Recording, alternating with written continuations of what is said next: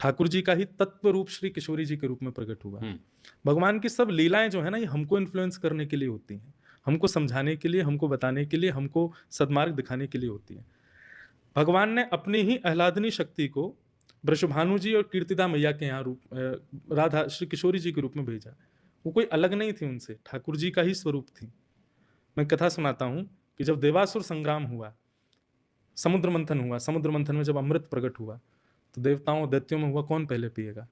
तो भगवान ने पहले ही देवताओं से कहा था कि दैत्य जो कहें उनको करने देना, तुम लोग विवाद मत करना। दैत्य लेके अमृत कलश भाग गए। तो देवता भगवान के पास पहुंचे, बोले आप तो कह रहे थे जो कहें दे देना, अब ले गए अमृत वो लोग, अब हम क्या करें। भगवान बोले धैर्य रखो, हम आते हैं अभी। तो भगवान मोहिनी बन करके आए, इतने सुंदर बन के आए, इतने सुंदर बन के आए कि महाराज उनके रूप माधुरी पर सब मोहित हो गए। दैत्यों ने तो अमृत कलश हाथ में दे दिया, बोले तुम ही पिलाओ, तुम्हारे हाथ से ही पियेंगे हम, तो हम अपने आप नहीं पियेंगे, तुम जितना जितना जिसको पिलाओगे उतना पियेंगे। तब मोहिनी भगवान ने कहा ठीक है, सुनो, गाढ़ा गाढ़ा तुमको पिलाएंगे, पतला पतला ऊपर है, अमृत पहले देवताओं को पिला देते हैं। तो इस प्रकार वो पूरा हुआ था। तब कहते हैं कि भगवान का रूप इतना सुंदर था कि देवता भी उनके रूप पर मोहित हो गए, सब देव मोहित हो गए। महादेव को भी आसक्ति सी हो गई, वाह कितने सुंदर। जो महादेव काम को भी नष्ट कर देते हैं, उनको भी लगा कि कितने सुंदर है।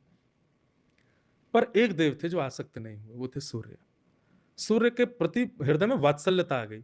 सुंदर रूप देख करके सबको तो लगा ऐसी पत्नी, पर सूर्य को लगा ऐसी पुत्री। ऐसी पुत्री का मैं कन्यादान करूं, ऐसी पुत्री का मैं पिता कहलाऊं, ये मेरा सौभाग्य होगा।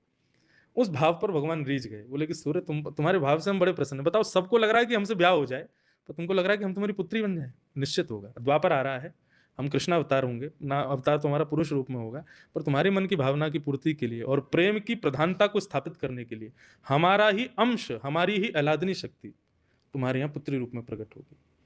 वही सूर्य वृषभानु बनकर के आए और उनके यहाँ मोहिनी को भी आसक्त कर ले अपने ऊपर, ऐसा रूप धारण करके भगवान किशोरी जी के रूप में प्रकट हुए।